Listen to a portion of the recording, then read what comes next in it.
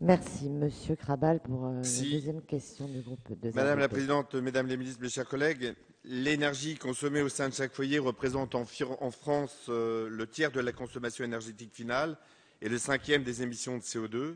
Ainsi, le secteur du bâtiment, celui qui présente le meilleur potentiel, si je puis dire, d'amélioration en termes d'efficacité énergétique.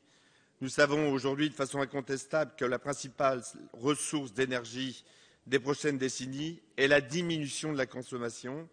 Et pour améliorer l'efficacité énergétique, nous savons que la rénovation thermique ne suffira pas pour atteindre les objectifs du gouvernement inscrits dans la feuille de route pour la transition écologique. Il existe un levier puissant, rappelé également tout à l'heure par François Brottes, c'est la sensibilisation des consommateurs utilisateurs pour faire évoluer les comportements vers plus de sobriété, pour promouvoir des comportements responsables de lutter contre le gaspillage. Nous devons mettre en œuvre des campagnes d'information et ne cesser de répéter que l'énergie la moins chère est celle qui n'est pas consommée et améliorer la mesure et l'affichage des consommations, notamment grâce aux compteurs intelligents. Nous pouvons nous inspirer également d'expériences faites à l'étranger, en Allemagne. Par exemple, il existe depuis longtemps une forte valorisation sociale des comportements de sobriété énergétique heureuse par des concours récompensant des immeubles, des quartiers ou des familles, ce sont quelques exemples. Les factures de gaz et d'électricité pourraient facilement, à un coût quasi nul, afficher de nombreuses informations pédagogiques avec une évaluation de la consommation et les gains résultant des comportements vertueux. Là encore, je vous propose de faire mentir Jean de La Fontaine, qui écrivait dans la fable L'horoscope. Mais pour qu'on fasse propos, conseils, enseignements, rien ne change un tempérament. Nous devons prouver le contraire et oser la pédagogie verte. Donc, Madame la Ministre, comment comptez-vous renforcer les actions pédagogiques pour faire évoluer dans le bon sens les comportements de nos concitoyens? Merci, Madame la Ministre.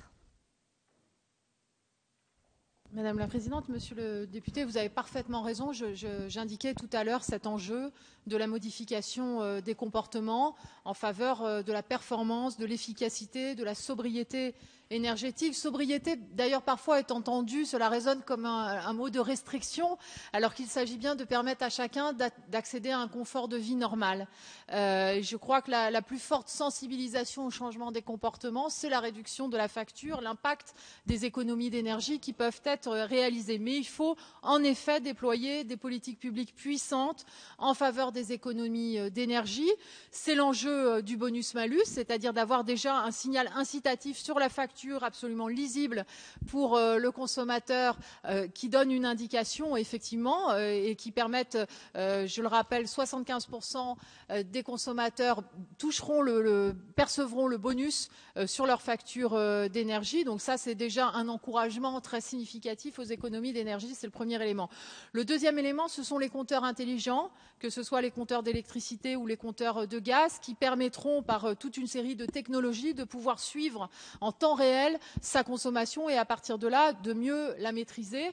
Ça nécessitera aussi certainement, ça va faire partie des discussions dans le cadre de la transition énergétique, que les tarifs eux-mêmes évoluent et qu'ils soient certainement, pourquoi pas, c'était au point de départ la conception du tarif tempo qui devait être plus cher aux heures où l'énergie est plus chère et symétriquement l'inverse aux heures creuses. Et il y aura certainement des réflexions à conduire aussi sur cette notion d'évolution des tarifs.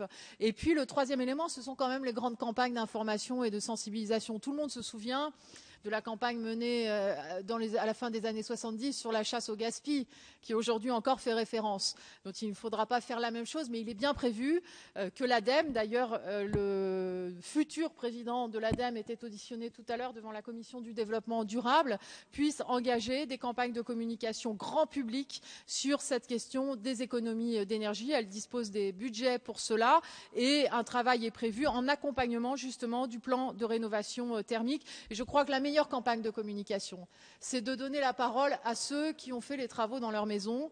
Nous étions avec Cécile Duflot la semaine dernière chez un monsieur à Melun, en Seine-et-Marne, qui a fait 19 000 € de travaux dans sa maison, pris en charge par le programme Habiter mieux, avec un reste à charge, et c'est peut-être ça où les dispositifs doivent évoluer aujourd'hui, néanmoins de 8 000 €. Mais ce monsieur va faire 2 000 € d'économie de facture par an sur le chauffage et l'électricité, et ça reste quand même le témoignage témoignage le plus convaincant et le plus favorable pour accélérer un certain nombre de travaux et de chantiers.